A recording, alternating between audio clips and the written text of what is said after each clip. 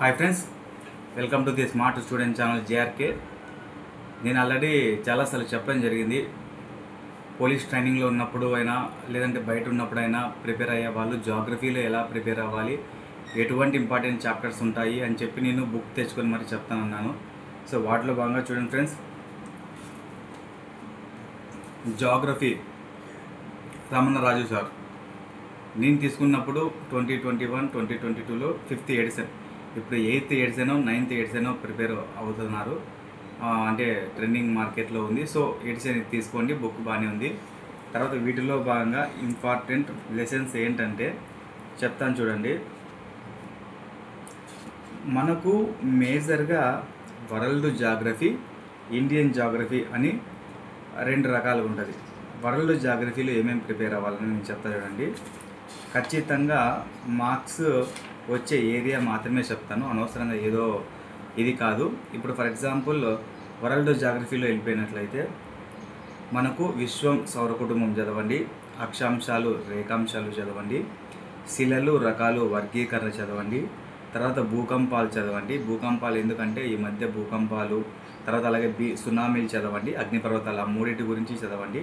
ఇవి శిలలు రకాల వర్గీకరణలో సబ్ డివిజన్గా వస్తాయి చాప్టర్స్, చదవండి. ఎందుకంటే రీసెంట్గా వర్షాలు, వరదలు, భూకంపాలు అన్నీ రావడం వలన ఇవి ఇవ్వడం జరుగుతుంది. సో ప్రతి ఒక్క క్వశ్చన్ అనేది ఇంపార్టెంట్. ఈ రీసెంట్గా 2025 జూన్ 1న ఒక క్వశ్చన్ అడిగారు. విమానాలు సంచరించే ఆవరణం ఏంటి? ట్రోపో, స్ట్రాటో, ఐనో, మీసో, ఎక్సో అని. సో వాటికి సంబంధించి ఏ ఆవరణంలో ఏవేవి ప్రవహిస్తాయి, ఓజోన్ లేయర్ అనేది ఏ ఆవరణంలో ఉంటుంది, ఈ ఏరియా చదవండి. తర్వాత వచ్చేసి శీతోష్ణ స్థితికి సంబంధించి వాతావరణ పీడనం చదవండి. తర్వాత నెక్స్ట్ ఇంకా ఇవేం అవసరం లేదు, ఇవి నిర్లక్ష్యం చేసిన తర్వాత సముద్ర శాస్త్రం ఒకసారి చదవండి. ఎందుకంటే అట్లాంటిక్ సముద్రం, పసిఫిక్ మహాసముద్రం, హిందూ మహాసముద్రం, ఆర్కిటిక్ మహాసముద్రం, ఏ సముద్రం ఏ ఆకారంలో ఉంటుంది, ఆ ఖండాంతర తీరంలో ఏం దొరుకుతాయి, ఖండాంచపు తీరులో ఏం దొరుకుతాయి, అసలు చమురు ఎక్కడ దొరుకుతుంది, తర్వాత పెట్రోల్ ఎక్కడ దొరుకుతుంది అని చెప్పి సముద్ర గర్భశాస్త్రంలో మనకు అందించడం జరుగుతుంది. సో అవి చదవండి. తర్వాత ఇంకా ఇండియన్ జాగ్రఫీకి వచ్చేసినట్లయితే ఇప్పుడు నేను చెప్పే ప్రతి ఒక్క చాప్టరు చాలా ఇంపార్టెంట్. తర్వాత నేను కొన్ని ఏరియాస్ కూడా చెప్పడం జరుగుతుంది. సో ప్రస్తుతానికి నేను చాప్టర్స్ చెప్తాను మన ఇండియన్ జాగ్రఫీలో. ఈ టాపిక్స్ ఒక్కటి ప్రిపేర్ అయినట్లయితే డెఫినెట్లీ మీరు బాగా హార్డ్గా ప్రిపేర్ అయిపోవచ్చు.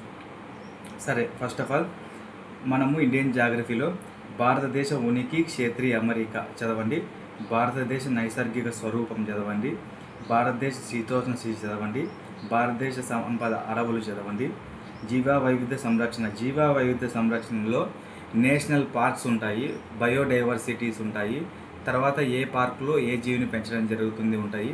అవి మేజర్గా చదవండి. ఎందుకంటే డైరెక్ట్ క్వశ్చన్ అడుగుతారు. 4 స్టేట్మెంట్లు ఇచ్చేసి పార్కు ఉండే రాష్ట్రం అడుగుతారు. 4 స్టేట్మెంట్లో ఏది రాంగ్ అంటారు. ఫర్ ఎగ్జాంపుల్ మధ్యప్రదేశ్లో పన్నా పార్క్ ఉందనుకో, పన్నా పార్కు రాజస్థాన్లో ఉందని ఇస్తారు, అది రాంగ్ స్టేట్మెంట్ అయితే రాంగ్ అని. ఉన్నటువంటి 104, 105 పార్క్స్ నేర్చుకున్నట్లయితే మీరు 1 or 2 మార్క్స్ జోలో పెట్టుకున్నట్లే. తర్వాత భారతదేశ నదీ వ్యవస్థ నుంచి క్వశ్చన్ లేని క్వశ్చన్ పేపరే ఉండదు. అవి ఎక్కడ పుట్టాయి, ఎన్ని కిలోమీటర్స్ ఉన్నాయి, తర్వాత వాటికి సంబంధించినటువంటి మొత్తం రివర్ ఫ్లో ఏంటి అని చెప్పి మొత్తం చదవండి పిన్ టు పిన్. ఎస్పెషల్లీ నదులు, వాటికి సంబంధించినటువంటి ఉపనదులు చదివినట్లయితే మనకు సరిపోతుంది. తర్వాత భారతదేశ నీటిపారుదల బహుళార్థ ప్రాజెక్టులు చదవండి. అవి అయిపోయిన తర్వాత భారతదేశ నేలలు అంటే ఎర్ర నేలలు, నల్ల నేలలు, ఉమ్మడి నేలలు అని ఉంటాయి. ఏ నేలలో ఇనుము ఉంటుంది, ఐరన్ ఫాస్ఫేట్ ఉంటుంది, మొత్తం ఉంటుంది అని చెప్పి ఉంటుంది, అవి చదవండి. తర్వాత భారతదేశ వ్యవసాయ రంగం అంటే వ్యవసాయ రంగము లేనిది క్వశ్చన్ పేపర్ ఉండదు. ఏ రాష్ట్రం ఏవి ఉత్పత్తి చేస్తుంది, పాలు ఏది ఉత్పత్తి చేస్తుంది, పప్పులేవి, కందులేవి, కూరగాయలేవి, గొర్రెలేవి, పశువులేవి, ఆవులేవి, మొత్తం అన్ని ఏ రాష్ట్రం ఏ ఉత్పత్తి చేస్తుంది. తర్వాత బాగా నీటికి చదువుకున్నట్లయితే అక్కడ 2 మార్క్స్ 1 మార్క్స్ కవర్ అవుతుంది. భారతదేశ ఖనిజ సంపద అంటే ఇనుము ఎక్కడ, బాక్సైట్ ఎక్కడ, ఐరన్ ఎక్కడ, ఏ రాష్ట్రము ఆ థింగ్ చదివితే చాలు పర్టికులర్గా. భారతదేశ రవాణా గురించి క్వశ్చన్ లేనిది క్వశ్చన్ పేపర్ ఉండదు. ఎందుకంటే నీటి రవాణా, రోడ్డు రవాణా, వాయు రవాణా, జల రవాణా, ఈ 4 రవాణాస్ గురించి చదవాల్సి వస్తుంది. అందులో మేజర్ ఎక్కువ చదవాల్సింది జల రవాణా గురించి చదివినట్లయితే ఫస్ట్ కాలువ ఎక్కడి నుంచి, సెకండ్ కాలువ ఎక్కడి నుంచి, తర్వాత మేజర్గా రైల్వే డివిజన్స్ ఉంటాయి, north division, south division, east division అని. వాటికి సంబంధించి చదివినట్లయితే మీరు మంచి స్కోర్ చేయొచ్చు. తర్వాత భారతదేశ జనాభాలో 2011 జనాభా లెక్కల గురించి లేని క్వశ్చన్ పేపర్ ఉండదు. 2011 జనాభా క్వశ్చన్ పేపర్ లేని క్వశ్చన్ పేపరే ఉండదు. సో తర్వాత ఆంధ్రప్రదేశ్ జాగ్రఫీలో ఇవి చదవండి చాలు. ఏమంటే ఆంధ్రప్రదేశ్ శీతోష్ణ స్థితి చదవండి, ఆంధ్రప్రదేశ్ నేలలు ఒకసారి చూడండి, ఆంధ్రప్రదేశ్ ఖనిజ సంపద ఒకసారి చదవండి. తర్వాత ఆంధ్రప్రదేశ్ జనాభా, ఇక్కడ కూడా అంతే, ఈ జనాభా సంబంధించి క్వశ్చన్ పేపర్ లేనిది క్వశ్చన్ పేపర్ ఫ్రేమ్ చేయడు. ఇవి ఫ్రెండ్స్ ఇవాళ ఇంపార్టెంట్ జాగ్రఫీలో చాప్టర్స్. మీకు ఏ విధమైన పర్టికులర్ డౌట్ ఉన్నట్లయితే కామెంట్ రూపంలో తెలియజేయండి. జాగ్రఫీలో నేను ఆ వీడియోకి సంబంధించి ప్రతి ఒక్క ఇన్ఫర్మేషన్ నేను షేర్ చేయడం జరుగుతుంది.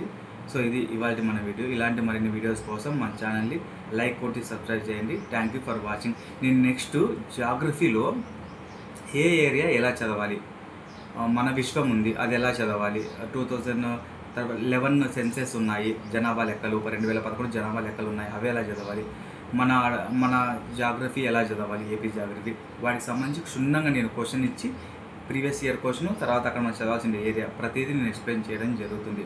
ఇది ఫ్రెండ్స్ ఇవాళ మన వీడియో. ఇలాంటి మరిన్ని వీడియోస్ కోసం మన ఛానల్ని లైక్ చేసి సబ్స్క్రైబ్ చేసుకోండి. ఇలాంటి ఇన్ఫర్మేషన్ నేను అందిస్తూనే ఉంటాను. Thank you for watching friends.